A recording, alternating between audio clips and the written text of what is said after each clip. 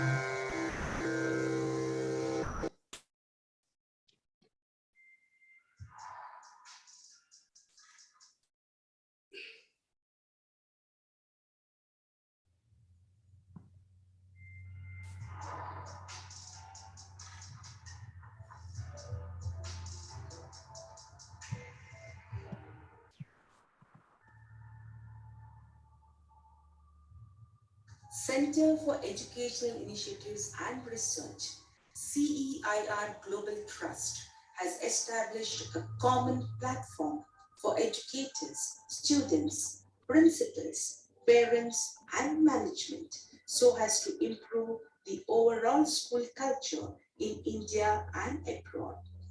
Since its inception from 2009, CEIR has conducted many and extraordinary programs for the target groups right from K1 to K12. All CEIR programs are powered by Veda Handwriting Lab.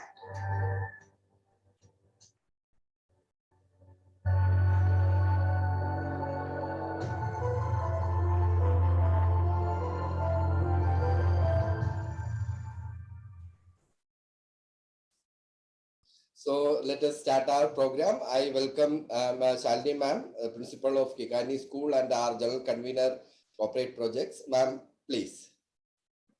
Namaste, Vande Guru, and good evening to all the stalwarts of education present here. Today is Ugadi. Today is, we celebrate the first day of New Year, Chaitra Navatri Gudi Padwa, which means new hopes, new aspirations. So what is hope? Hope defines, it's like a positive motivational belief in one's future. And it's a feeling that what is, what can be wanted, the feeling where we have that events will turn out for the best. And hoping is an integral part of being human. Without hope, tasks such as innovating become so difficult, if not impossible. So why bother if there is no hope for a successful future? Hope is important for innovation at work, in school, because creativity requires challenging the status quo and a willingness to try and possibly fail. It requires some kind of internal sustaining force that pushes individual to persevere in the face of challenges inherent to some kind of work we are doing. So why am I talking of creativity, hope, aspiration? Because today we are talking of creativity in the classroom. Today we are going to discuss how creativity and innovation can help the child in the classroom. Like an agricultural example, it shows people flourish. It's an organic, unpredictable process, like a farmer sowing seeds. Someone creates condition for children to grow as creative and critical thinkers. So creativity cannot be taught directly, but yes, educational practice can provide the means, opportunities, and a fertile environment for the creative minds to flourish. So when we use the term creative thinking, because that is a prerequisite for any process, any output, any outcome. And for this, we have Ms. Anita Bijesh with here.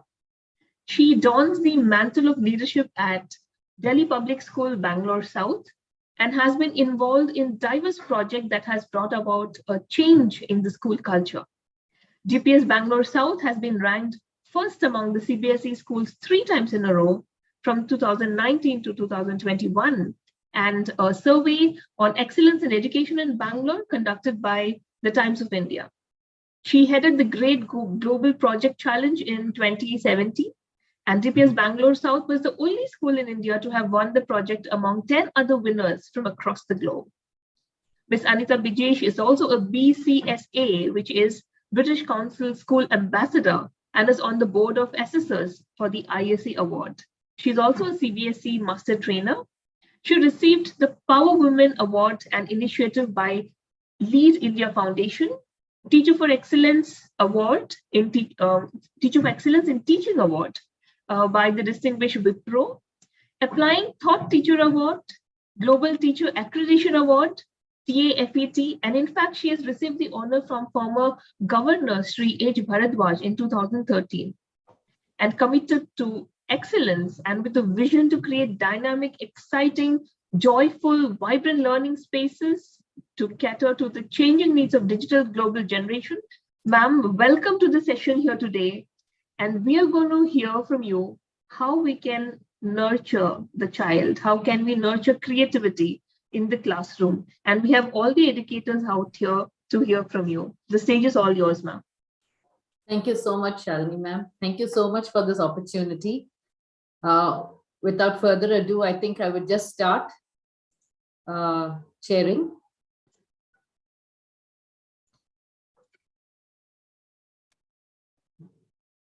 I hope my screen is visible. Yes, ma'am. Yes, ma'am.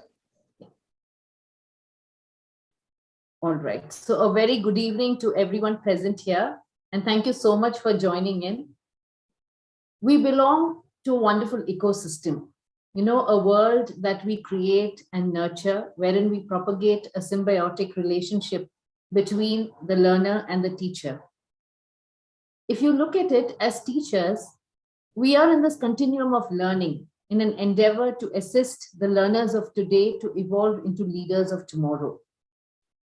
We facilitate enriching experiences to aid in the growth of the physical, social, emotional, and intellectual components of our dear children. In striving to provide these enriching experiences, we also metamorphose into agile yet caring professionals.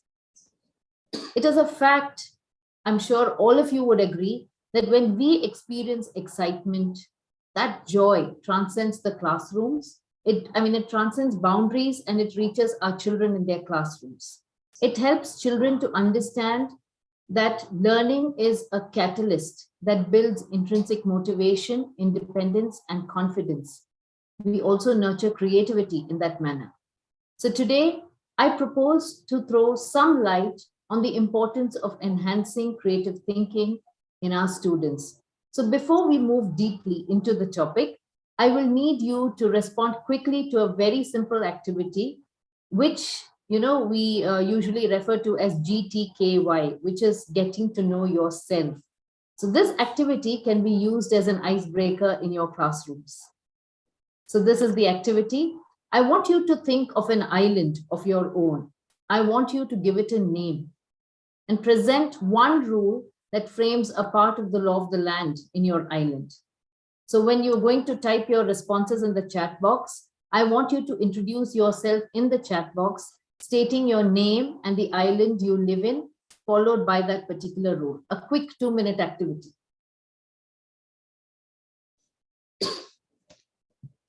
You can give your island any name.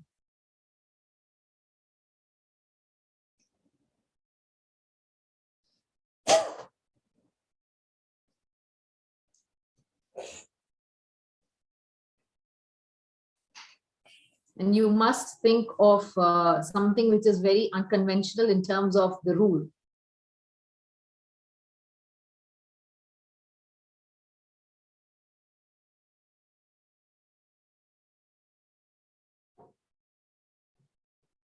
So let's get those responses coming in.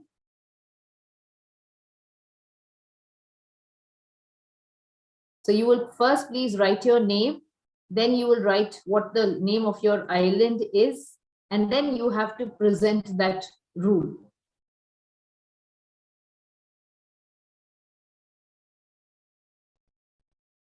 Wonderful. So I have Gurpreet ma'am saying the island's name is Peaceland. Ma'am, you have to also put in one particular rule that you follow.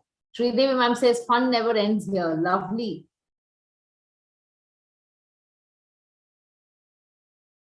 Happy Island, and the rule is to be a child from within. Okay, never grow up. Lovely. All right. So yes, Jayashri ma'am says the island is jazz and everyone goes gadget free for an hour. I completely agree. So yes, I have lovely responses coming in. Negativity not allowed, says Simita ma'am. Happy land. All differences close at night before sleeping. Nirmala ma'am, that's so beautiful. And the name of the island is Vibgyor. Lovely, lovely. So, so if you look at it, these are known as island games. Okay, you can create whatever you want to put down, you can do so. And when a child is introducing himself or herself on day one, instead of saying, I'm so and so, and my hobbies are this, my interests are this, you could get a child to actually put this down. So this is one of the first exercises that you have in terms of enhancing creativity. All right. Lovely outcomes. Thank you so much. So if you look at it, we are all aware that we have modes of thinking. Now, they are basically critical thinking and creative thinking. So questioning, when you talk about questioning, it is the perfect pedagogical tool to gauge the understanding of your learner with reference to a particular concept. It is also an excellent tool to enhance critical and creative thinking, which in other words, as mentioned or as visible over here, we talk about in terms of convergent and divergent thinking. We know that there are lower order questions, lower order thinking questions and higher order thinking questions.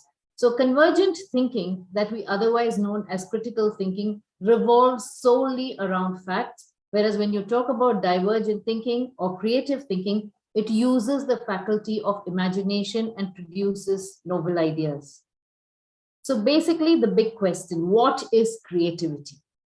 So if you talk about creativity or creative insight, if I could say it as, if I could put it down as creative potential, that is basically an amalgamation of newness or novelty and originality in the thought process. However, a word of caution is that you must also take into account that a strong factor is appropriateness. So it is not just enough if you think out of the box and put random thoughts together. There must be a balance between novelty and appropriateness. Originality or adding your flair gives a glimpse of your persona and perceptive thinking, or whatever your factors have been, in terms of your thinking right now. Creative insight, if you look at it, it always garners attention as it fosters a connect between an uncommon similarity.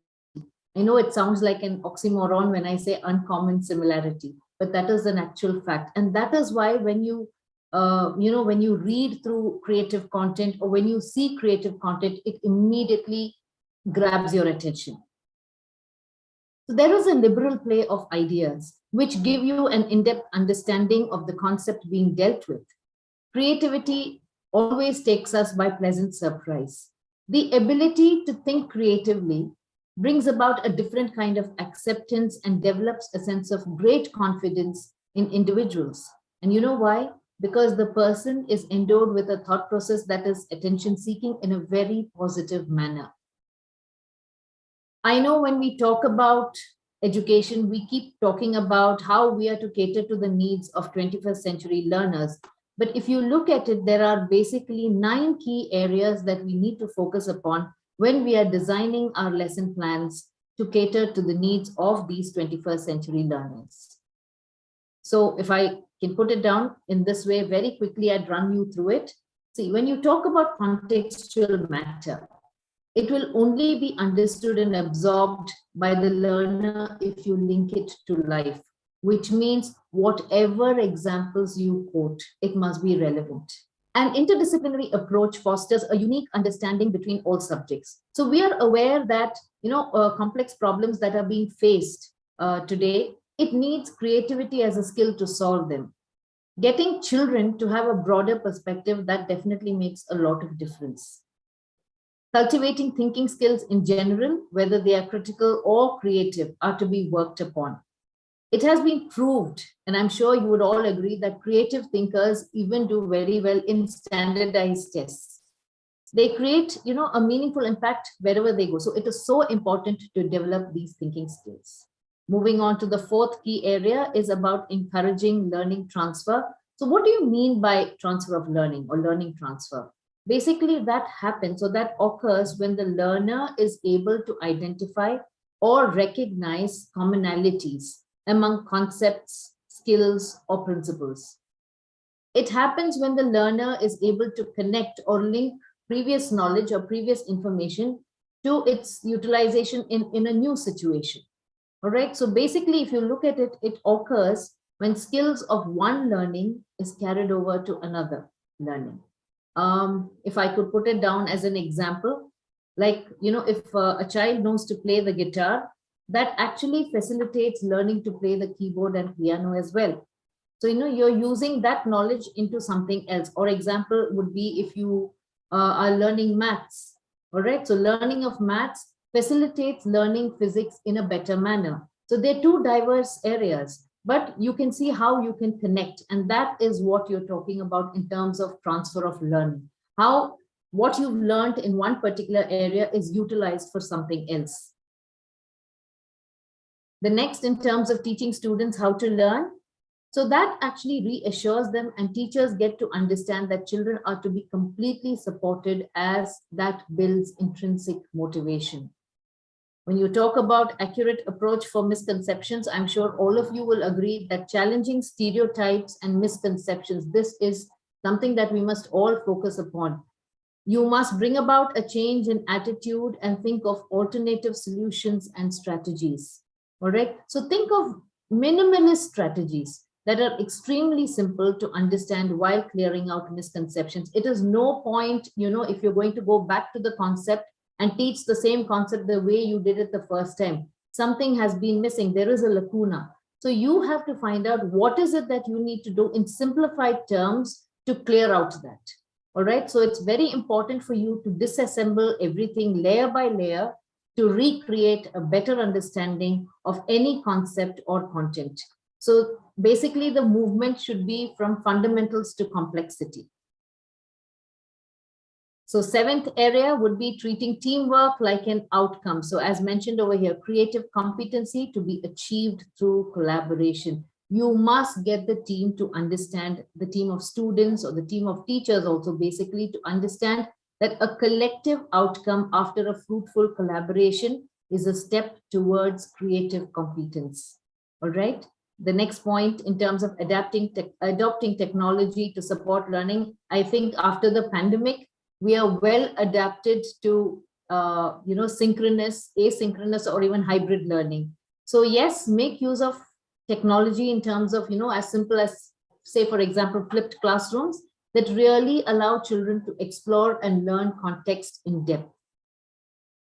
About fostering creativity, it is so very important to challenge students to think for themselves, keeping in mind that other than opportunities, even assessments, as teachers, we must please remember this, that even assessments must be timely, it must be done in a periodic manner, and it must be slightly modified to foster creativity. We cannot go back to critical thinking questions or questions that, only ask for rote memory.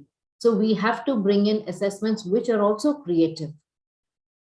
All this is because if you, I'm sure you'd agree with me, if you think about it, self-organized learning and acceptance of any outcome are two prime factors that create a feeling of ownership when it comes to learning in children. So they feel very good in terms of them taking the ownership for learning. And then when they get the outcome, which is very positive, that is what builds intrinsic motivation. So facilitation always demands a deep understanding of the intent or objective that we seek to achieve. So if you want your children to be creative, it is also very important that we first understand how we can enhance our creative thinking skills. So as I said, if I want my learners to be creative, then I must also understand the significance of the purpose, because if not, I will completely, I will not identify with my learners. So then it does not become facilitation. It just becomes an instruction. You're just reading the guidelines or you're just giving guidance. That cannot be.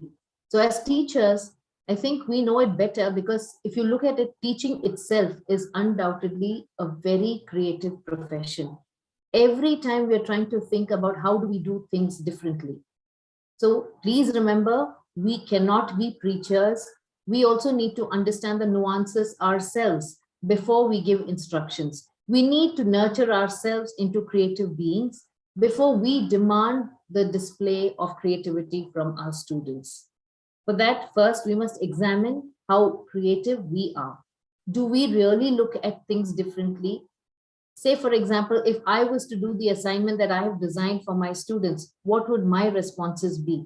Or do I think of alternate solutions? When I'm framing my question, am I really thinking if it is possible for the child to do something which is really different? So explore various disciplines related to the lesson you are going to teach and try connecting the dots. You can bring music, you can bring in arts, STEM subjects, creative exercises like using acronyms or graphic organizers yourselves. And interdisciplinary lesson design does wonders to enhance exploration.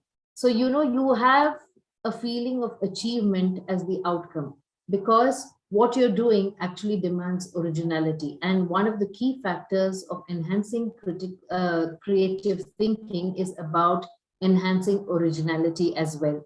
So read first and foremost, very, very, very important. As teachers, we must read, we must journal the most creative expressions that we would have come across, which can be linked to the lesson. You must also use effective analogies to cater to creative thinking. So you know that an analogy is linking completely different objects that highlight some connotation, comparison, or pertinent point. All right. So say, for example, if I was going to give you an analogy, I'm sure you would have heard of it. When life gives you lemons, make lemonade. So something like this, give your children something else, or ask them to frame something, referring, with this as an example, with this as a sample. So embrace ambiguity as it leads to elimination and clarity. It provides situations that need creative thinking. When you're confused, what do?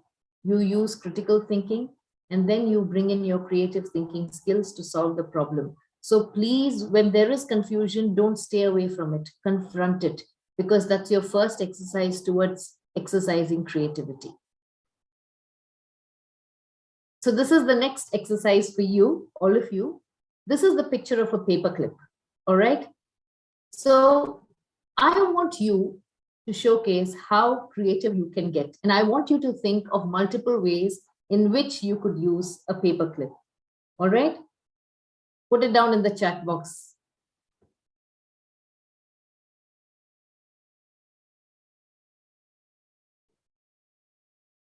Okay, as a type in, all right.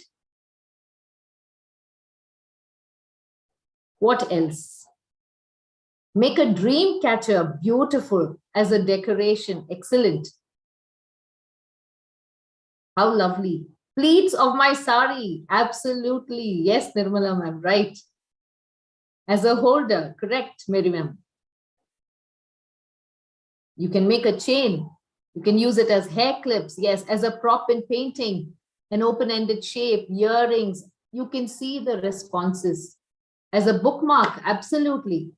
So, what did we do right now? It's a simple paperclip, but can you see the kind of responses I'm getting? I mean, there is no commonality. There is nobody who's given me the same as a plant hanger, as a switch in a circuit. So this is what you must do with your children. It's very basic, but you can see how you could enhance creativity. You know, when I did this with my children, I had things like you can use it to open the door, you can hang lights, you can pull up a zip, you know, you can make jewelry, yes, key rings, all of it. Okay. In fact, if you look at it, if you are on social media, have you seen those 5-minute DIY videos of how they use basic stuff and how creatively they use it to solve their problems? So these are small things that we need to incorporate in our lesson designs. All right. So we come to the big, the big topic of the day, the crux of this particular workshop of strategies to nurture creativity. So if you look at it, a well-accepted definition of creativity is the generation of a new product that's, as I mentioned, both novel and appropriate in a particular scenario.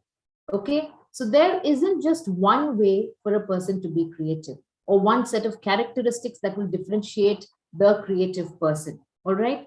So creativity, if you look at it, is they are a set of skills and attitudes that anyone is capable of.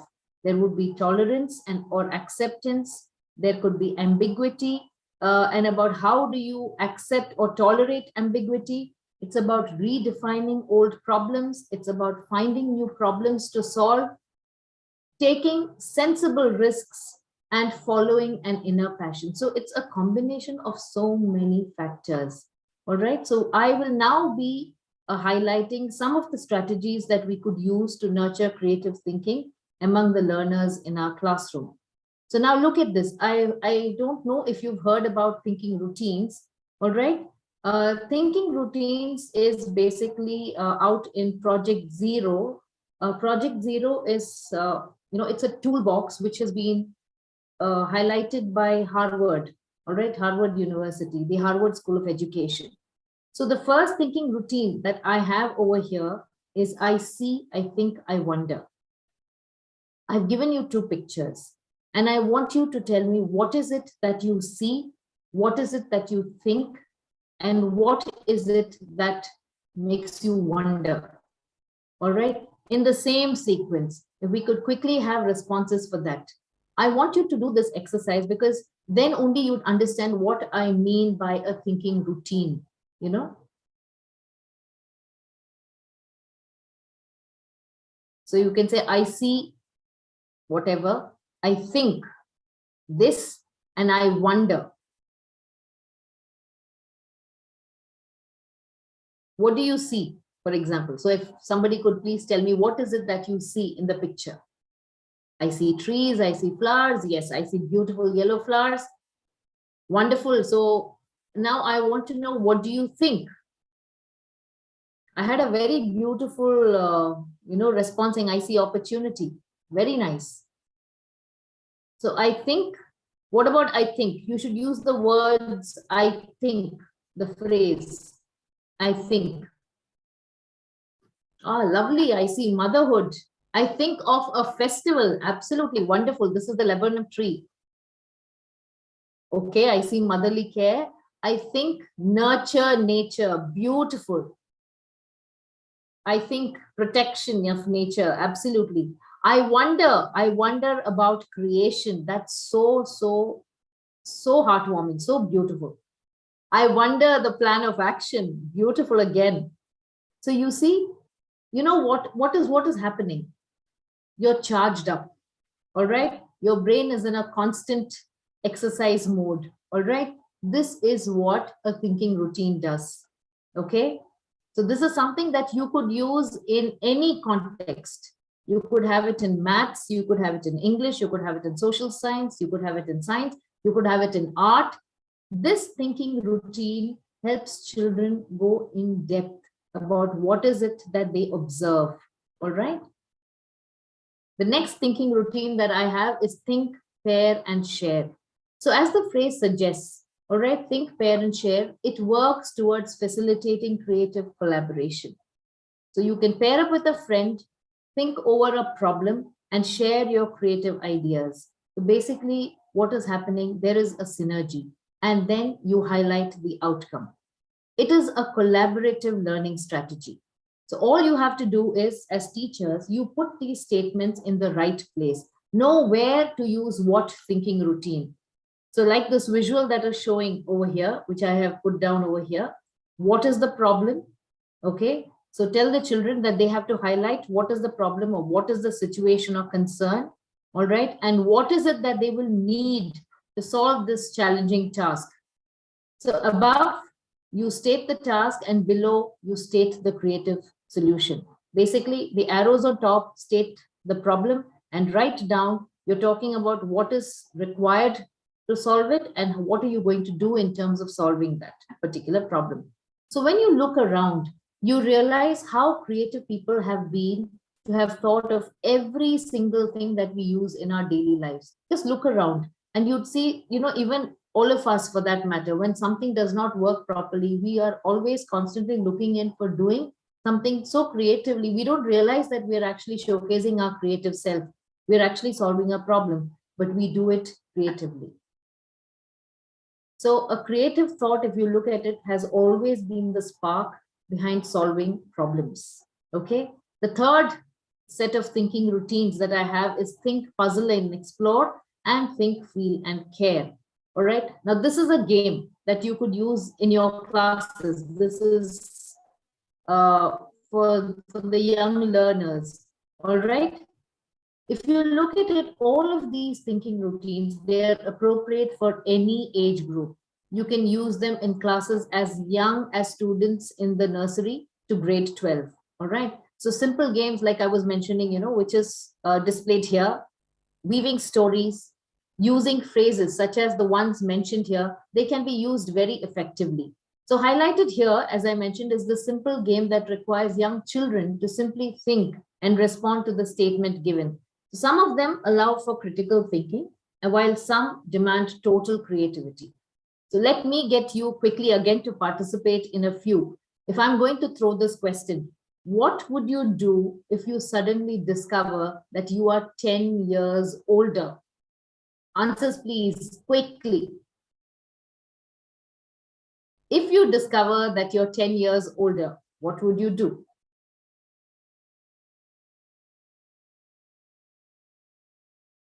I would celebrate 10 birthdays in a row. All right, wonderful. Anyone else?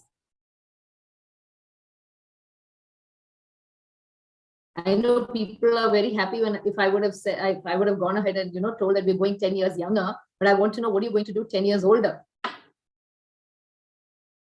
Admit my grandchild in DPS. Okay, Shantiman. Have feeling of gratitude, explore the world. Yes. I will spend more time with family. I will enjoy the aging gracefully.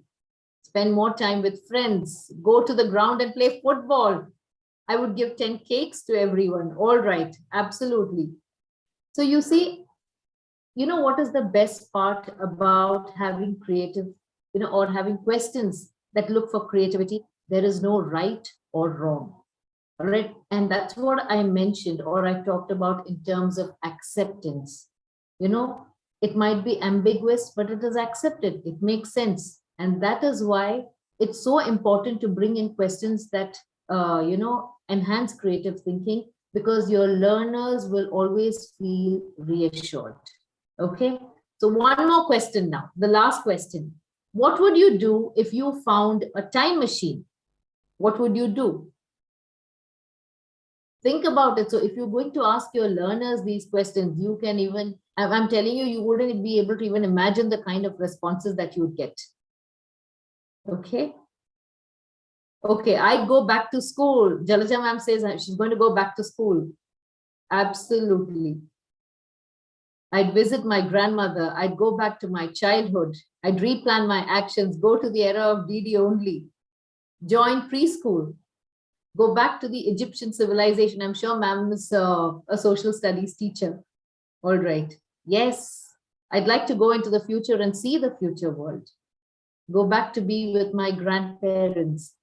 So you see, this is exactly what it does. So when you have time, maybe zero period or the first period when children are just doing work, or there is a substitution period, you can have these kind of games. All you need is this template, and you can display it on your smart boards and get children to respond.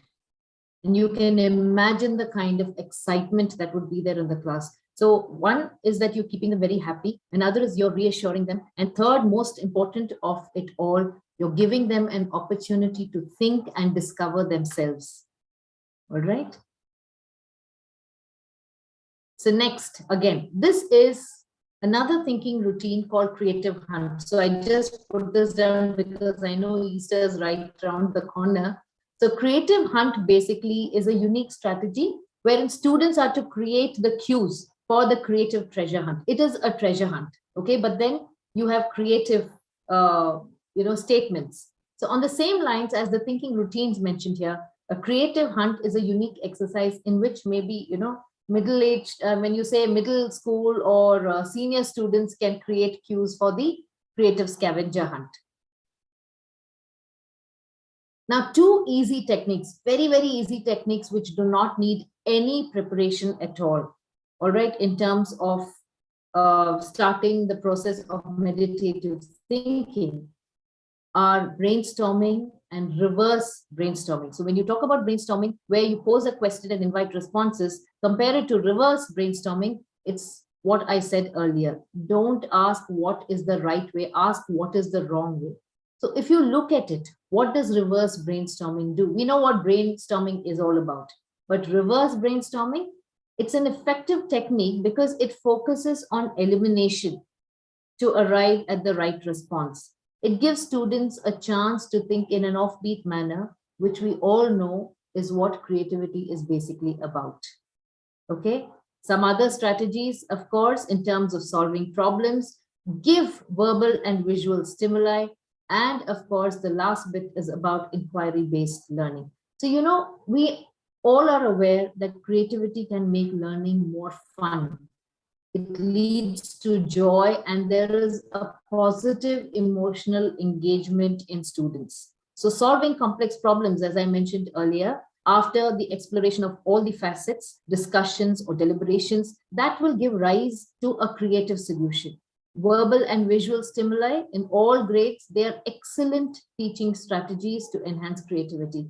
And the last bit, which I was talking to you about, inquiry-based learning, it is significant because it promotes curiosity and the willingness to learn. That's very, very important. You have to set the stage for children to be willing to learn. So a little more, I'm going to focus on what do you mean by inquiry-based learning, all right? Now, if you look at it over here, as I mentioned earlier also, questioning is such an important skill. I'd rather say it's more an art, okay, that you must frame the right questions. You must please, as teachers, fortify the importance of asking questions. Get children to have an essential question related to the text material prescribed and ask them, why is it meaningful to them? What is it that they are seeking to find out? Okay, so let me tell you that this methodology that we're talking about, it works very well in all grades. All right, so this, when you look into it, from moving to the essential question to why it is meaningful, and then about what is the authentic piece and how would they make their learning public, which means how would they express or present what they have read, researched, all right, to help them explore that essential question. You're actually asking for in-depth research. You're asking a child to analyze the facts. And then you're bringing about an objective. When you talk about what are your goals for your free inquiry, so there is nothing which restricts them. They're free to go and explore. But then after they explore and they understand what is most important, that would become part of the learning evidence. That's the fifth point that we're talking about. They will come down, they will narrow it down to what learning evidence they will gather to capture everything that they are learning about, which is related to the essential question. And finally, they create a calendar or a day-to-day plan to help that free inquiry unit to be a successful learning experience. So it's very, very important to trigger this in your classrooms. Now, the quote's already there. A picture is worth 1,000 words. If I can ask you, what is striking about this picture? I want your responses quickly in the chat box. Is there any analogy that you could think of, or a quote, or a phenomena, a metaphor that you could attribute to the photo? Colors all blend in. Okay. Anything else? Diversity, seasons, change in weather. Okay. A different color tree. Okay. The word beautiful. Together we stand. Creativity of nature. Nature's beauty. Visuals are more effective. You know, when I got this picture, when I looked at this picture, I actually felt that my entire presentation today, what I'm doing, could be summarized using this picture. I have a creative thinker in between two critically thinking people. All right. And so this is exactly what creativity does. See, I gave you the opportunity and you can see how you are exploding, you know, bombarding chat box with so many responses. It actually makes you notice things differently. So always, you know, give a visual stimuli and ask children to write a story or a poem. We don't have time. Otherwise, I know today I would have got a million beautiful stories from all of you. Just giving you this picture, I know how your, your brain's going to work. It must be racing to give a lot of the answers, you know, that I want. So give this to children. Ask them to symbolize the imagery. You know, these are imagination cues. Use such images for group work, because then what happens is somebody who's a little shy, somebody who's not into thinking so much will really get an idea. So you're using a kind of buddy system to enhance creativity. And then finally, ask each group to present their storyboard. You would definitely see the excitement and the curiosity, because if you have 5 groups, they will give you 5 different stories. Now for this, again, I want your responses. For the first picture, if you could frame a quote, or if you could give me a comparative, you know, both images must be used. So if you're going to give me a statement or a sentence, you must please use that in one line and think about what is it that this picture is trying to say. Seesaw of life, beautiful. Okay. Freedom, up, up, up I go. All right. There is a comparison. If you look at both the pictures, don't look at one. I want you to compare both the pictures and then give me, what do you feel about the first picture on top and the second picture below? Liberate yourself. Happiness in all aspects of life. Hip, hip, hooray. Absolutely. So, you know, when I looked at that picture, I was thinking about how life is so colorful if you have the freedom to experience it. Okay. So, I mean, for some people, when I did this as an exercise, there was a very beautiful analogy that talked about the first picture is that of dawn. Okay. And so that you can see that the swing is not moving. It's more stationary, and it displays anticipation of a new beginning. All right. It could even be dusk, where it's coming to a conclusion, an end, the end of something. But if I ask you about the predominant emotion in the second picture, I'm sure you would say it's happiness, it's liberty. The first picture, there might be, because there is anticipation, there could be anxiety, there could be sadness. The second picture is all about no constraints. Yes, feeling freeness, enjoying nature. There is no confinement. It's absolute happiness. All right. Now I want you to look into the next picture, all right, where you have this child and there's this huge tree. And I want you to write down a phrase or a sentence that comes to your mind when you see that image, and why you actually attributing that quality or value or virtue or deportment. What is it? Enjoying the happiness is fine. Freedom and joy is good. Yes. The world belongs to me, born free, enjoying the season. Content, yes. Embracing nature.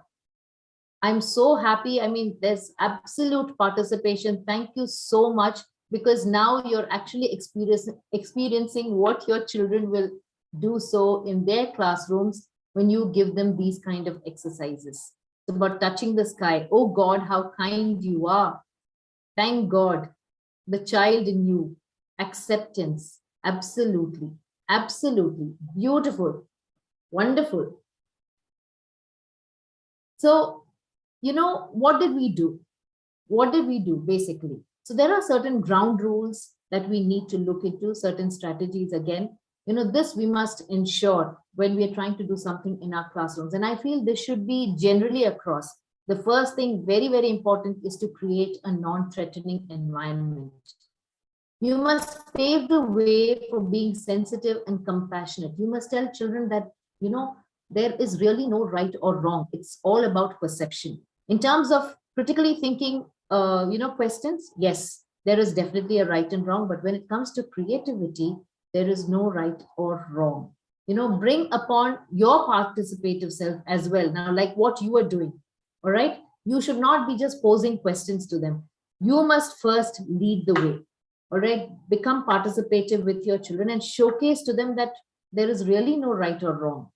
And mistakes, if they feel that there are mistakes, or if they're not being able to say something, that's completely acceptable. It's the thought process that is important. Sometimes you might have children not giving you very relevant answers. It's okay. It doesn't matter. That is where they need guidance. Okay. Also, so please make sure that you create assignments based on multiple intelligences. So this strategy will give students the freedom of expressing themselves or providing content in an engaged and fulfilling manner. As it works on their strengths, you're allowing them to choose what they want to do, how they would want to present an assignment, and they would naturally take up what they're strong about or what they feel confident about. Encourage self-assessment and autonomy. Very important, that ownership that I was talking about. They must feel that I'm responsible for what I'm doing, and so I want to do it very well. Do not impose your creative ideas or make a comparative between peers. This should not happen, because then you're creating a threatening environment. So please do not compare.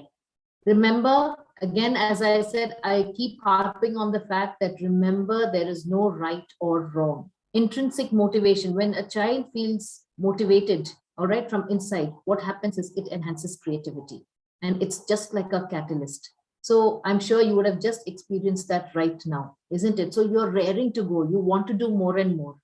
If you are getting students to compete with each other in bringing upon the most creative solutions or writing pieces, please remember that they need to feel emotionally secure. All right. They must feel confident. They must be made aware that no one will be looked down upon. There will be nowhere that there's going to be somebody who's judgmental, somebody who's going to ridicule. That you have to lay down the ground rules saying that that will not happen. Nobody will be belittled, all right? The idea is to stimulate and stretch their expanse of divergence in thinking. Next, we talk about using technology integrated activities. So use available and safe software, digital art, posters to express one's ideas. You can also ask them to submit assignments in that manner in which they feel most comfortable, because this is what augments the creative process. Use a variety of stimuli depending on the age that you're dealing with. You could have verbal, you could have visual, you could have sensory stimuli that could set the thinking in progress. So words like, make sure that when you are framing your assignments, you use words like design, innovate, invent, change, create. These are things which would help children also understand that this is something that I need to work upon in terms of originality. And in this manner, what you're doing is you are enabling children to develop creative competence. So this is applicable, let me tell you, to all the disciplines that we have in school, to every single subject. All right. The next is very, very important. That is allowing thinking time, as creativity requires effort. It goes without saying that to develop creative thinking, you must give time. We have to train ourselves to think creatively. So that does require a little time. So please remember that it is not easy to think. And if you pressurize children to verbalize their thought processes in a short span of time, they will only turn blank. You cannot put pressure on the brain and say, okay, come on, start thinking creatively. It's not possible. So you have to give them time. For some children, you will also have to guide them. Okay, give them cues, give them hints, give them questions. Give them, something like a guided composition. You have to fill in the blanks. So tell the child, okay, think about it in this manner. Give them a sequential or a coherent set of, a coherent structure in terms of thinking. To improve thinking skills, you must tell students also that they must be observant, they must read, they must reason, they must question, engage, imagine, they must feel, and they must reimagine. All right, they must feel a struggle. They must feel that, okay, this is something that I'm not okay about. So what do I do? Because sometimes, as I mentioned, when you have a problem, you start thinking. And when you have a problem which you're not usually used to in terms of solving, then you bring in creativity. You are exploring all the avenues of thinking. All right. Help students understand what creativity is. Guide them through the process by using effective instructional practices. So for this, we go back to reflection and response. Questions like, how could you make it better? What would happen if this happened, or if this took place, or if whatever? How could you do it differently? Can you add something to the existing text? What else do you think could be the possibility? So these do not have straight answers.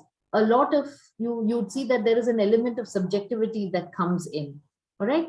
This is again a very simple activity that any English teacher could use. You pull out nouns and verbs from a particular poem and just give those to them and tell them, now connect. You can write a small piece, an article.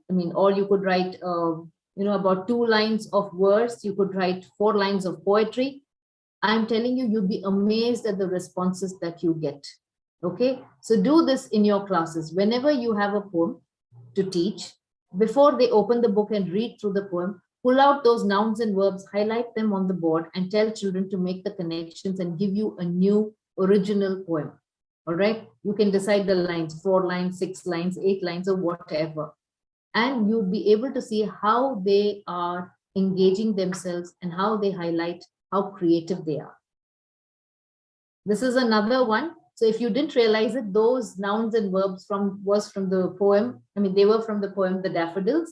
This is exactly also another one. How you could illustrate. You read through the poem, you explain it in a little bit, and then after that you ask children to illustrate the entire poem in terms of a dialogue, in terms of a comic strip with dialogues. Okay, you can see what it is like. So you have a cloud who's wandering, who's moving around, who comes across and sees daffodils, and you can see how the entire poem has been so simplified. It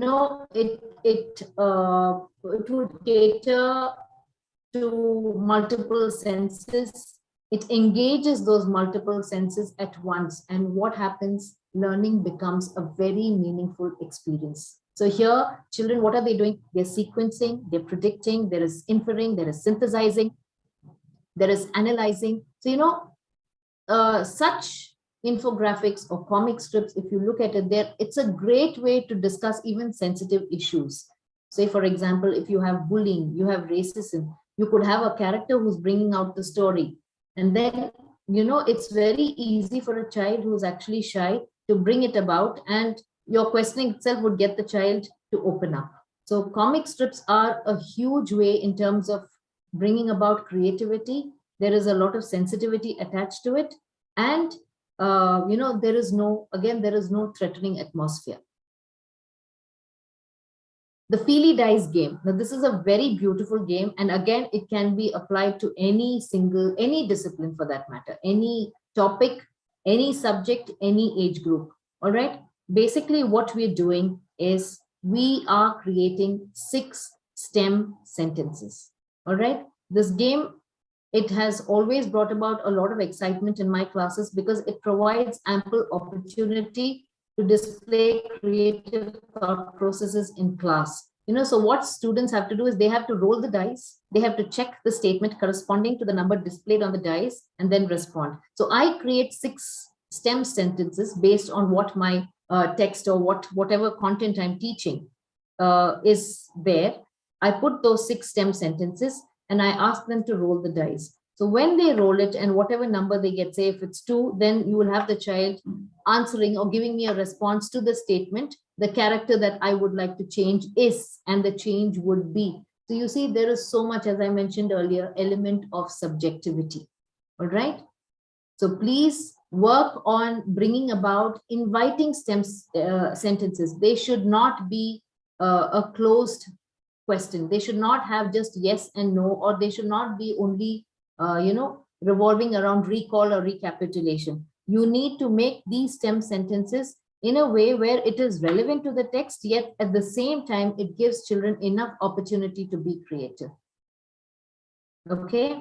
Now this, I don't know, this was there earlier. It has come by as WhatsApp messages also. But this is again something which you could use in your classes, which are known as micro stories or flash fiction. They're just 2 sentences to create a story. The entire story has to be, you have your character, you have your plot development, everything within 2 sentences. Like the first one over here. She was very excited today as the school was reopening after a long summer break. Now, once again, she could start selling stationery at the traffic signal to feed her family. Can you see that? It's a story by itself in just 2 sentences. The next one, everyone goes with the flow, but the one who goes against it becomes remarkable. Before I could explain this to the traffic police, the man issued me a fine. So what do you see over here? This particular technique or this particular strategy, it is so powerful as it brings forth a conclusion that is totally unexpected, isn't it? Excuse me.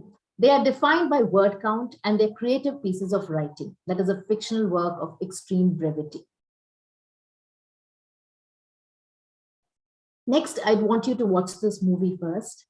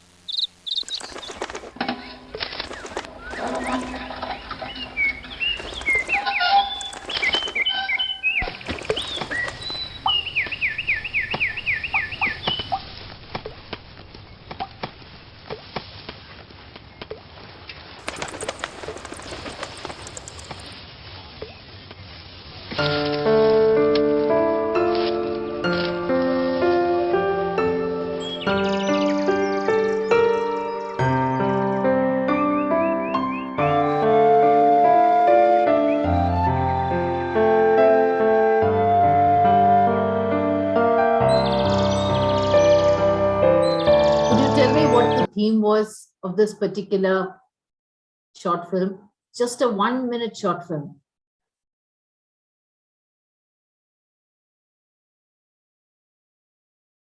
Okay. Father saving his family, father protects the family, father's love, father's court. Okay.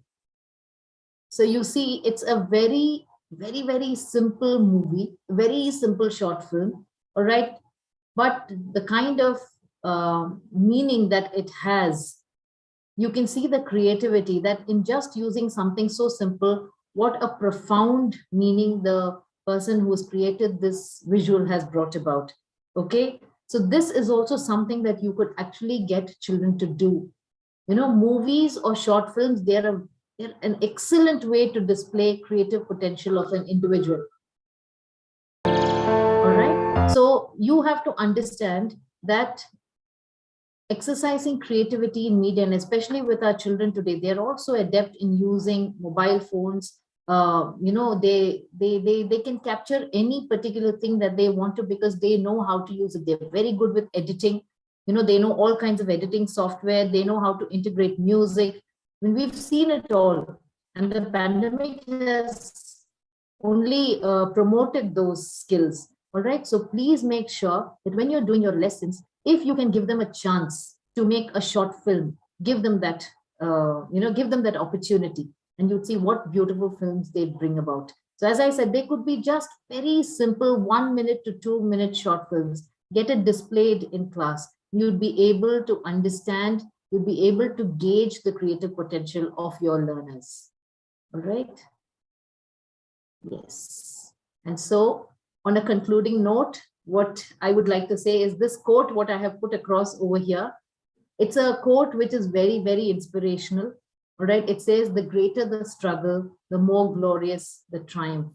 So it means that the greater you work towards facilitating deep thinking and creating meaningful lesson designs, the more victorious you will be in getting your children to be empowered, because you will be that impetus that will give them the ability to dream, to soar and scale the ladder of success. So I always tell my teachers that it is in our hands to foster the understanding that they can actually fan the tiny sparks of possibilities into flames of achievement. So we must make our children believe that they have it all in them, and we need to cater to that in terms of whether it's knowledge or it's skills or it's attitude. All right. It is all in our hands. We have been invested with that power to make them understand it. So make the most of it and create history. Thank you so much, dear teachers. Thank you so much for being patient and participative. I think I have overshot the time a little, but I had to, I had to say this, and whatever I had to bring about was entirely on, getting you to really experience what you are going to do in your classes. I'd like to thank Manila ma'am. I'd like to thank Dr. Sreesan sir for giving me this opportunity. I thoroughly enjoyed it. Thank you so much, Anita ma'am. You have taken us through an array of things, and at this moment, I can remember what John Dewey says in education, that there is no education when ideas and knowledge are not translated into emotion, interest, and volition. And I think today you have done that. You have brought that interest, you have brought that emotion in the teachers, and you have very boldly told them, be unconventional, break the rules. Like you just showed the tree when you showed the picture of the trees. Something that came to my mind was, why fit in when you were born to stand out? And I think that is what we need to teach the students also, the children in our classroom, because they are all individually talented. They can absolutely. Thank you so much. They can just fly, So I think as teachers, as educators, our main role is not to put, when you ask the teachers to put in skills, or like us, you ask, what skills do you need to teach children? We have all the skills, but we don't add the creativity skill. It is somehow, merged with some other soft skills. But I think in this technologically driven world, that is the topmost priority that we need to give. Make the child innovative. So thank you so much for the session. And I would like to ask if anybody has any questions for ma'am. Please do shoot in your questions.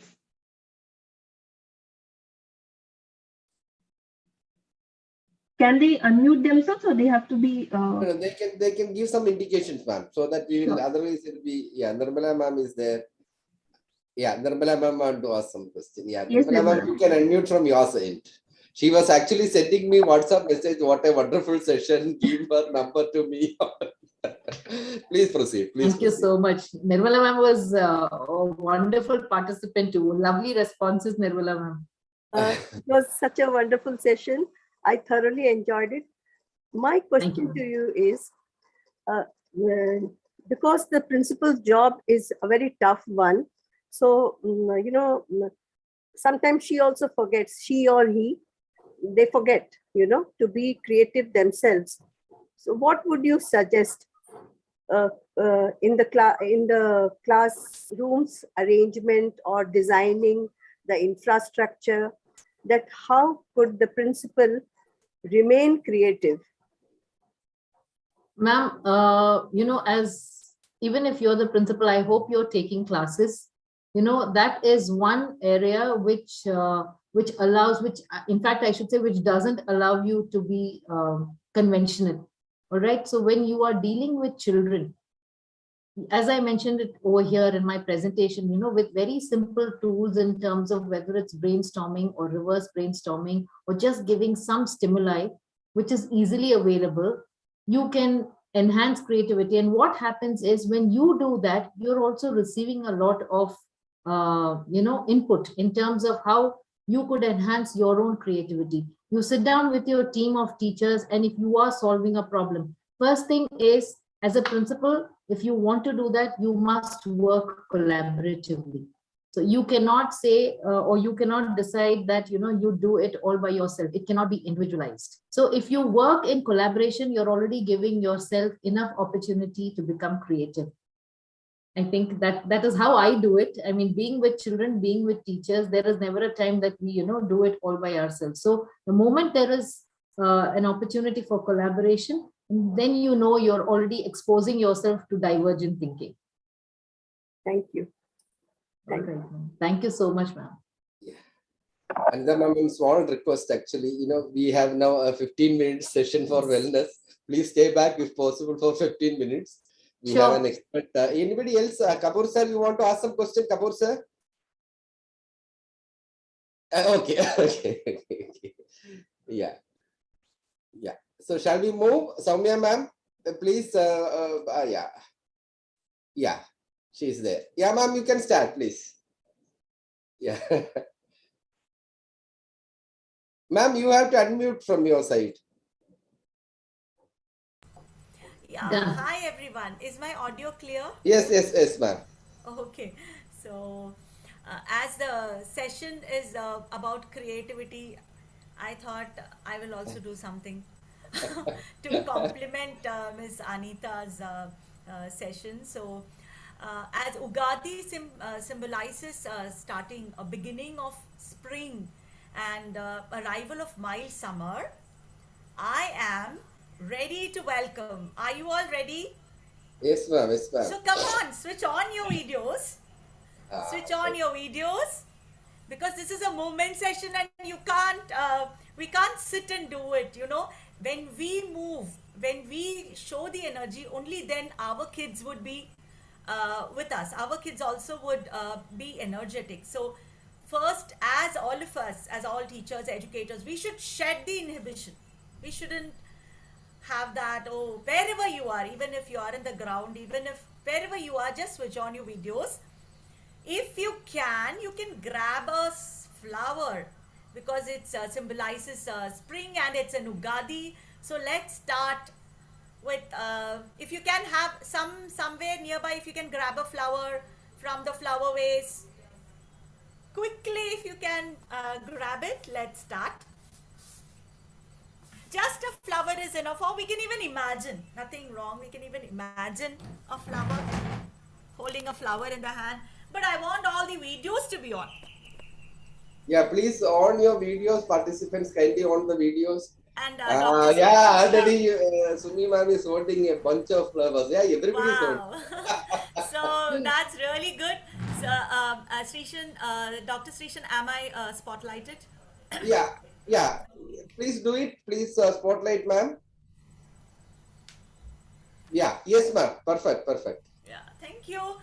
So let's welcome the spring season with a movement. Okay, come on. You all are going to move with me. You can even sit and move. But later for the next one, you all have to move with me standing. So let's start. I like the flowers, I like the daffodils, I like the daisies, I like the sunflowers, I like the lilies swaying in the breeze. Boom shiara, boom shiara, boom shiara, boom boom. Boom shiara boom shiara boom shiara boom. Boom shiara boom shiara boom shiara boom boom. Boom shiara boom shiara boom shiara boom. So come on, let's sing it so easy. I have just put in all the flower names so you can teach your flowers, you can teach the curriculum, you can implement it, I mean you can incorporate it through a movement session like this. You can add on. I have just added on some of the flowers. As ma'am put in the words of daffodils, suddenly I remembered, okay, I'll also add in daffodils in this. So let's all do it once again. So we have to move. Only then our children will move. Come on, come on. It's very simple step, nothing complicated, okay? I like the flowers, I like the daffodils, I like the daisies, I like the sunflowers, I like the lilies swaying in the breeze. Boom shiara boom shiara boom shiara boom boom. Boom shiara boom shiara boom shiara boom. Boom shiara boom shiara boom. Boom shiara boom boom. Boom shiara boom shiara boom shiara boom. Okay, thank you so much. Now now a small activity. I hope you all have your blessing note, because I have been telling all of you to have a small blessing note with you from my first session. So hope you all have it now. Every day before you go to bed, you have to write one or two blessings of that day. Just scan the day and write one or two blessings so that you feel that content. We don't count our blessings usually. Small things around. Maybe we have to learn to pick up those little things. Like if you see a blooming flower, that's a blessing for you. We have a beautiful cot. We have a lovely cozy cot. Or when you open the tap, you have the water flowing. That's a blessing. So like that, we have to pick up a little bit of blessings from our day and write. So today, let's write something. What are the 3 thoughts that made you smile today? Quickly note it down. What are the 3 thoughts that made you smile? So if you bring in those thoughts, you should actually have a smile on your face, because you are bringing in those memories. If you have good thoughts, they will shine out of your face like sunbeams, and you will always look lovely. So let's bring in those 3 thoughts which made you smile today.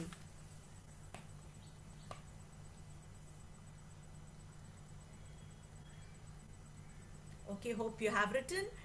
Now, I'll tell you a small story, a very short story, nothing much. A man, let's name him Ram. Ram has a dog, a pet dog. That pet dog is has some magical quality, like it can walk on top of the water. So this Ram is so happy that the dog has a different trait. So he wanted, one day his friend visited him and he wanted to show this special quality of the dog. So he just, they had a river, actually they had a river in front of a house. So this man instructed the dog to get something from the other side of the river. Ram actually asked. So the dog walked on top of the water, grabbed something from there, and it brought it back.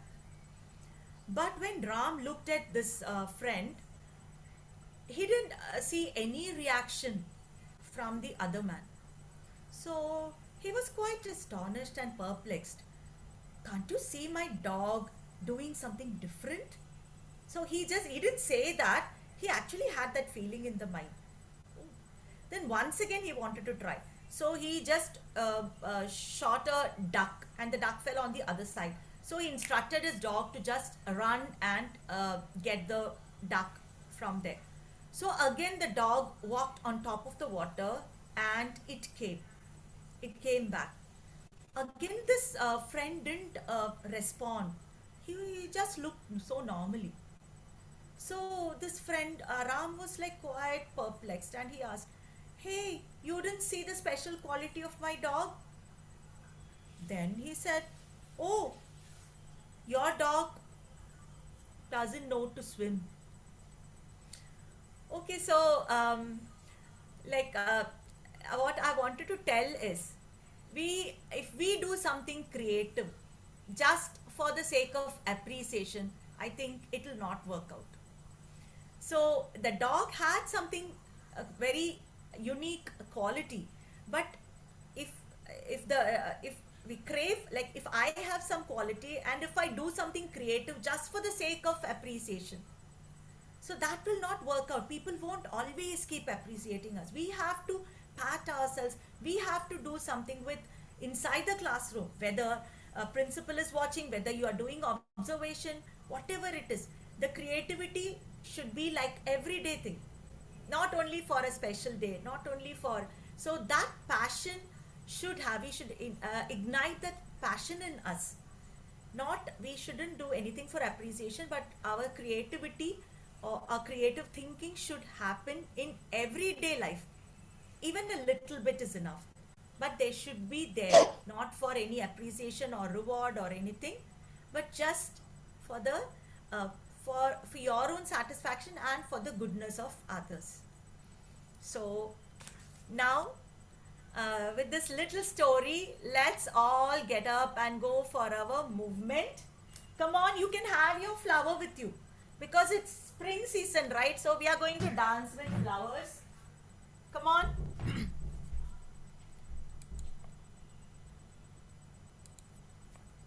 Let me play the music. By that time, you all can get some flowers in your hand, and all the videos should be on, please. And it's a Yeah, please on the videos. no inhibitions. Correct, correct. If we have inhibitions, then we will never do something creative. Very There good, will very be a lot of people may say, they may say, you are doing something and this will not work out, and all those things. We have to just ignore all those and keep doing whatever your mind tells it right.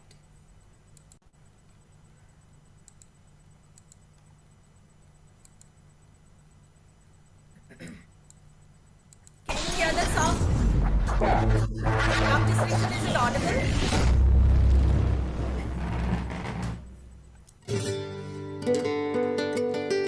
Is it audible, Dr. Yes, Srishan? yes, yes, ma'am. Yes, ma'am.